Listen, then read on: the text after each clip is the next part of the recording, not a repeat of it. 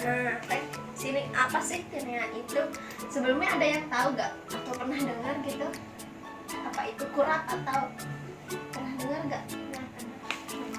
Nah, sini tinea corporis atau kurap tubuh adalah infeksi jamur. Infeksi ini bisa menimbulkan ruam melingkar, kemerahan, gatal, terus kayak perak-perak gitu.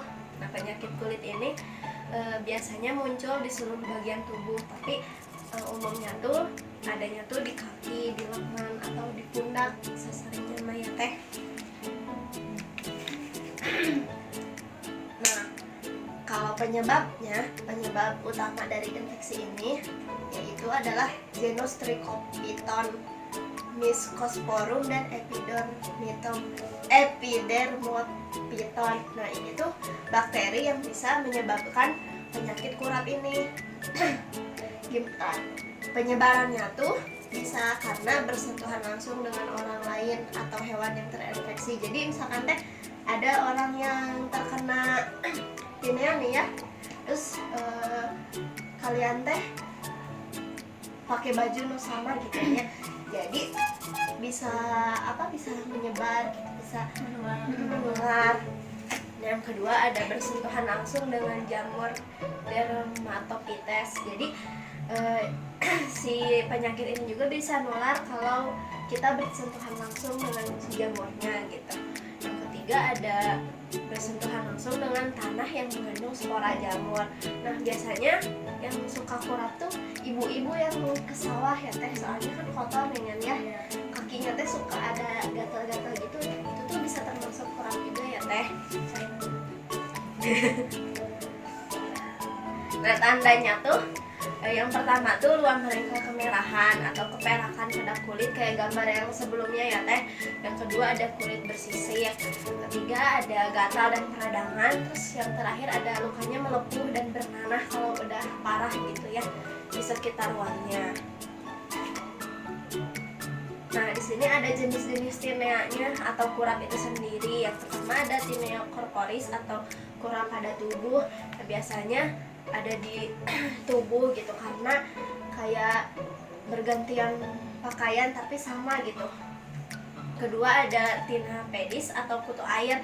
Nah, sering kan ya teh kalau kutu air tuh kadang di tangan ya teh banyak kutu air tuh. Terus yang ketiga ada tinea capitis. Nah, tinea capitis itu ada pada kepala gitu. Biasanya bapak-bapak nih suka kayak gini teh, yang sering ke sawah pada kayak gini gitu. Terus yang keempat ada tinea cruris. Nah, tinea cruris itu adanya tuh pada selangkangan. Jadi sering banget ya teh kalau udah kena gitu, kalau udah nular gitu bisa ke selangkangan juga. Terus yang terakhir tuh ada tinea unguium. Nah, tinea unguium ini adalah tinea yang terjadi di kaki, jadi ngerusak si kuku-kuku. Biasanya teh nenek-nenek yang sering kayak gini teh, yang sering ke sawah, terus tuh jarang mandi gitu, udah ke sawah teh gak dibersihin kakinya, sok pada gini teh. Nah, kalau misalkan ini tuh tinea ini tuh bisa dicegah. Caranya kayak gimana? Caranya tuh yang pertama menjaga kebersihan pribadi. Nah, yang kedua hindari berbagi barang pribadi. Jadi kayak sisir, baju, anduk itu tuh gak boleh sama-sama, gak boleh bareng-bareng, apalagi bareng-barengnya sama orang yang udah terkena tinea ini gitu. Nah, yang ketiga adalah gunakan alas kaki di area umum. Nah, kan kayak yang tadi ada penularannya lewat tanah ya teh. Nah, kalau misalkan kita gak pakai alas kaki, takutnya kita kena tinea dari si tanah itu juga. Kemudian ada hindari kontak langsung dengan individu atau hewan yang terinfeksi. Nah, biasanya kucing, anjing gitu bisa ada terkena infeksi ini gitu. Yang selanjutnya ada gunakan produk anti jamur untuk pencegahan. Nah, biasanya kan ruangan yang dingin gitu suka berjamur ya teh. Nah, itu juga bisa nyebabin penularan itu. Jadi kayak kita gunain produk atau apa nih kan yang bisa buat ngelembapin tuh apa ya? Bukan.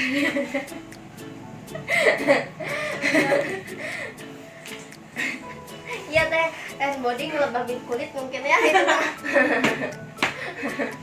Ngelembabin ya. Ngelembabin. Si teteh pokoknya suka ada tuh yang kayak gitu. Terus yang terakhir ada pengelolaan lingkungan lagi gitu, harus bersih pokoknya mah lingkungan teh gak boleh bikin lembab kayak gitu. Nah selanjutnya ada kalau misalkan teh kita teh udah terinfeksi nih ya teh, ada pengobatannya sama perawatannya. Yang pertama adalah menerapkan gaya hidup sehat dan bersih gitu. Percuma makan obat atau apapun gitu kan biasanya disalep ya, kurang kayak gitu tuh, tapi air lingkungannya gak terjaga mah masih sering berbagi barang pribadi barangan mah percuma ya teh, nanti nyebar lagi gitu. Nah yang kedua ada menggunakan pakaian yang nyaman ya, pokoknya kita harus menggunakan pakaian yang nyaman gitu. Kalau udah gatal tuh jangan dipakai lagi ya teh, pokoknya mah harus bersih gitu. Yang ketiga ada tidak berbagi penggunaan handuk pakaian dengan orang lain. Jadi ya itu mah mungkin udah dijelasin ya sama saya tadi. Jadi jangan berbagi barang pribadi dengan orang lain. Mungkin untuk pengobatannya tadi itu kayak biasanya suka pakai salep gitu. Nah dari teh ada pertanyaan nggak teh?